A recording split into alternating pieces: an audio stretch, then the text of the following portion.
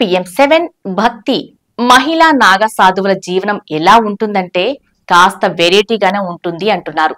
అసలు వీరు మహిళా నాగ సాధువులుగా ఎలా మారారో తెలిస్తే ఇంత కష్టమా అనిపిస్తుంది. దాదాపు ఏళ్ల పాటు ఎన్నో కఠినమైన ఆచారాలు పాటించి నాగ సాధువులుగా మారుతారు.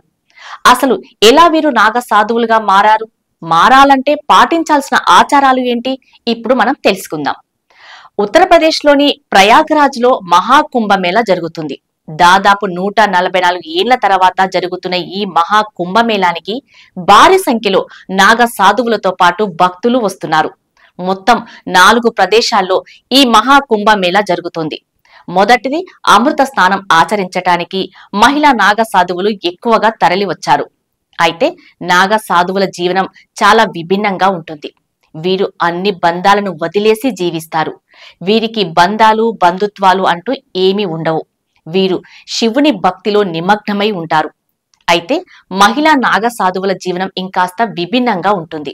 అసలు మహిళా నాగ సాధువులుగా మారటానికి ఎంత కష్టతరమైన నియమ నిబంధనలను పాటిస్తారో తెలిస్తే ఇంత కష్టమా అనిపిస్తుంది.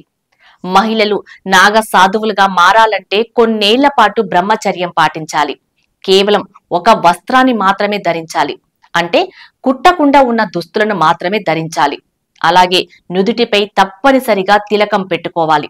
మహిళలు దాదాపు 10 నుండి 15 సంవత్సరాల వరకు కఠిన బ్రహ్మచర్యం పాటించాలి.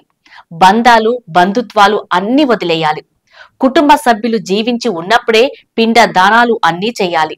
అసలు బంధాల గురించి ఆలోచించకూడదు. పూర్తిగా ఆధ్యాత్మిక జీవితాన్ని అవలంబించాలి. పూజతో ప్రతిరోజు మొదలయ్యి పూజతోనే పూర్తి కావాలి. బ్రహ్మ ముహూర్తంలో లేచి శివుని భక్తితో పూజించాలి. రోజంతా కూడా శివుణ్ణి పూజిస్తేనే వారి ఆధ్యాత్మికతను గురించి చివరిగా సాధువులుగా మారుతారు. మహిళా నాగ సాధువులను మాత అని, పురుషులను వస్త్రధారి అని, దిగంబర అని పిలుస్తుంటారు. అయితే మహిళా నాగ సాధువులు దుస్తులు ధరించాలా వద్దా అనేది వారి ఇష్టం. ఒకవేళ ధరించినా కూడా కేవలం కుంకుమ పువ్వు రంగులో ఉండే దుస్తులను ధరించాలనే నియమం కూడా ఉంది. మహిళా నాగ సాధువులు పీరియడ్ సమయంలో గంగా స్నానం ఆచరించరు. కేవలం గంగా జలాన్ని తలపై చల్లుకుంటారు.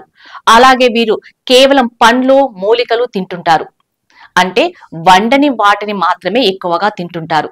ఇలా వీరు కొన్నేళ్ల పాటు కఠినమైన వ్రతం ఆచరించటం వల్ల చివరకు మహిళా నాగ సాధువులుగా మారుతారు.